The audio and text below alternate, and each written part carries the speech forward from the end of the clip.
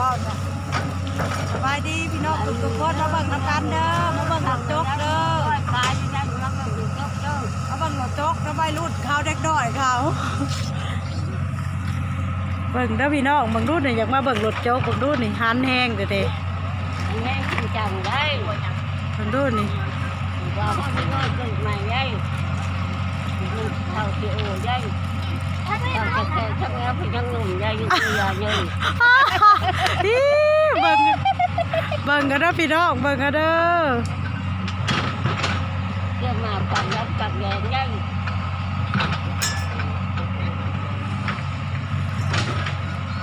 เบิ่งกันเด้อพี่น้องว่าเราตากเด้อพี่น้องเด้อบ่เอาได้รุดไปได้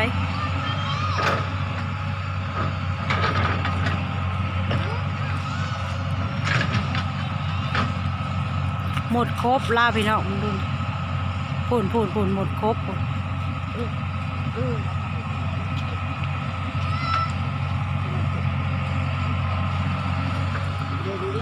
เยอะจังเยอะด้วยปลายใหญ่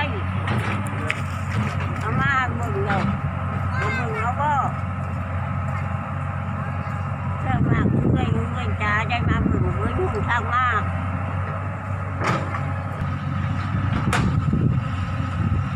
หมดแดงครบพี่น้องหมดแดงครบลาวคน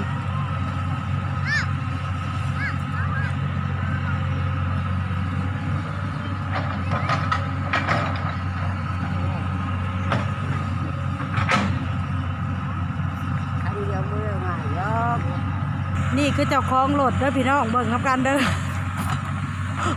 เจ้าของรถแบคโคจกดิน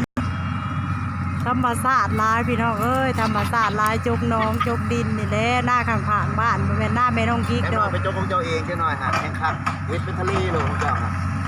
รอนั่นกว่าเอาการนำเป็นทะเลหรือแรงของเจ้าฮะเอาเรือกระลำหนึ่งอีกเรืออยู่เรือ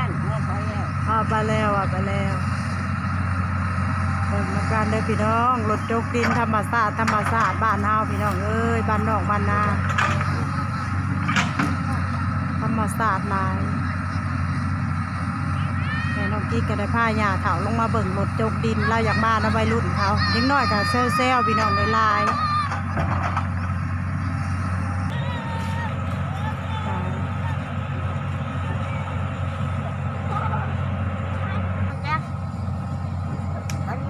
กินแหละดองนั่นเป็นยังบอกซื้อมาให้ร้านกินเนี่ยใช่ว่าดังเลยพังครับมันตกยอดมานี่เจ้าราคาตัวหนึ่งโลแล้วมาบอกร้านที่ไปอ่านมันจะงามได้ผูกแขนร้านชายอย่าไปดอกอันนี้ผูกแขนเมียมันอยู่บ้านมันขอโทษเป็นมาว่าเจ้าไปธรรมศาสตร์บ้านเฮาพี่น้องเบิ่งนำกันเด้อรถจกดินพี่น้องเอ้ยจกเขาเจ้าสิแป้งเห็ดพายเด็กเจ้าสิจกลงเห็ดพายพี่น้องเบิ่งนำกันเด้อพี่น้องเบิ่งนำกันเด้อแม่น้องที่กับโบมีมือกล้องมือ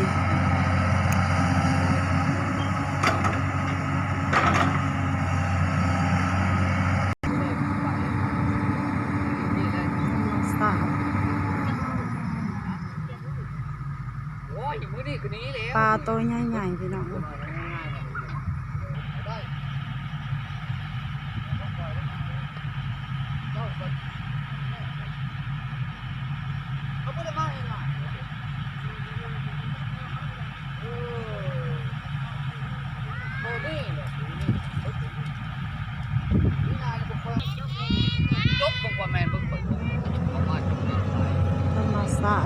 กน้อยก็ลายเด็กน้อยมาเบิ่งรถจกพี่น้องเพราะว่ามันใกล้บ้านเด้เขาบ่ได้ยางเขาบ่ได้ขับไปเขาแก่ไปพวกนี้เขาบ่ญาติไป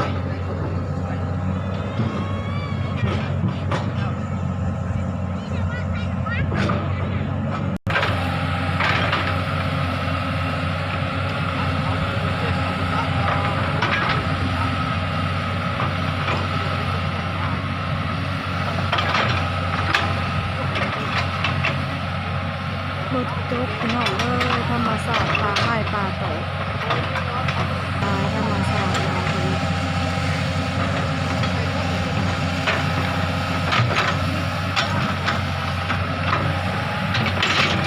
ปลาไล่รถซาเบิ่งไปก่อนแล้วพี่น้องมือกล้องใหม่พี่น้องเอ้ย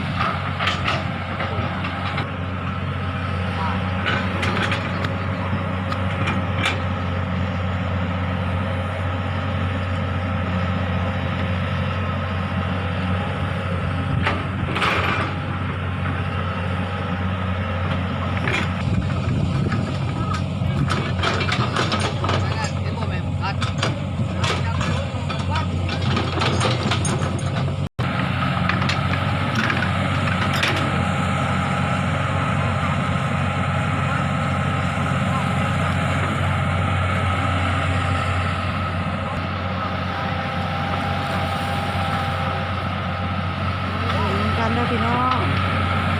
วันนี้ได้มาเบิ่งรถจกเด้อพี่น้องวันนี้ได้มาเบิ่งรถจก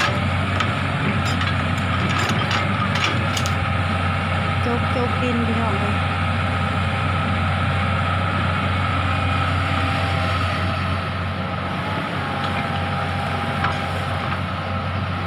รถใหญ่เลย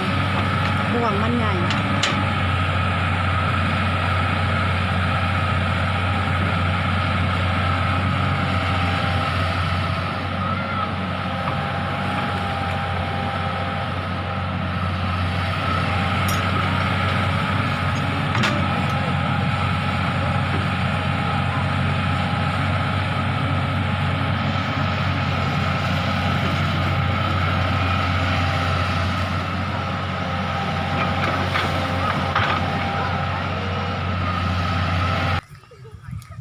ธรรมศาสตร์บ้านเฮาพี่น้องเด็กน้อยอยู่ไหม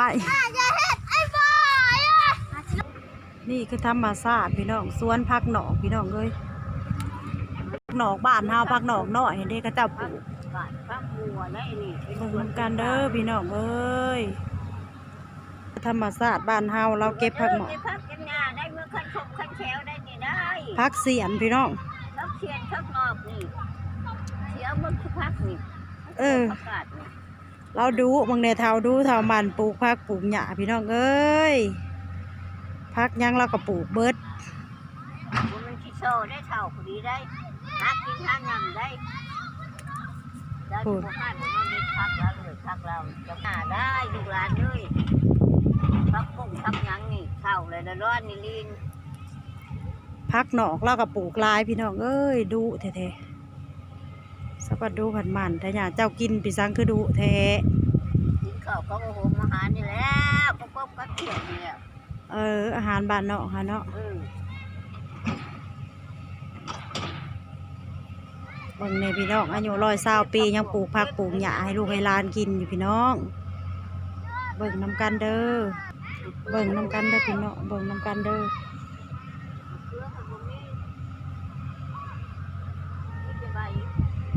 เบิ่งน้ำกันเด้อพี่น้อง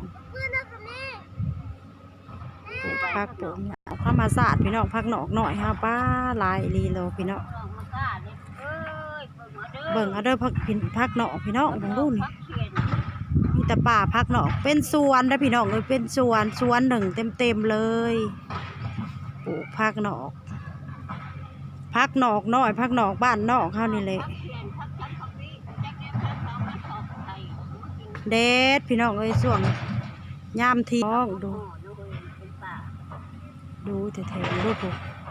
ปลูกให้ลูกให้หลานกินมึงดูปุ๊บมีแต่ป่าผักหนอกพี่น้องเอ้ยดูพี่น้องเอ้ยดูแถวๆมึงดูนี่ธรรมศาสตร์พักเป็นหญ้าเด้อเบิ่งเอาเด้อมีเรื่องหน้าเขา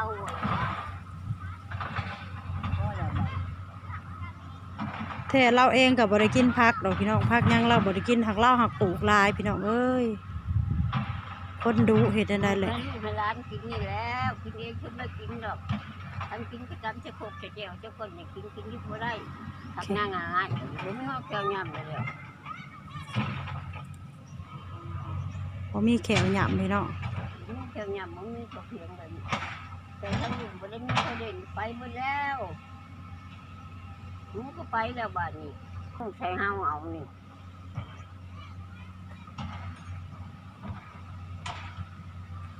หนอกมันก็พักหนอกงามแต่พี่น้อง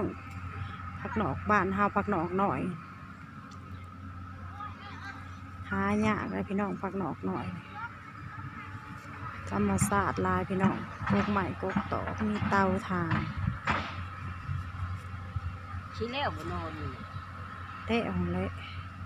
น้ำ พี่น้องนี่คือใบพักหนอกหน่อยพักหนอกธรรมศาสตร์บ้านเฮาพี่น้อง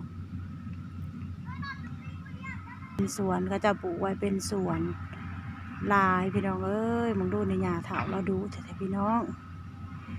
ฝากเบิ่งเด้อพี่น้องเด้อเมื่อนี้บ่มีหยังหลายพร้อมการผู้ชมทุกคนขอจบกันสำนี้มื้อหน้าติดตามใหม่เด้อขอจบกันสำนี้เนาะพี่น้องเนาะ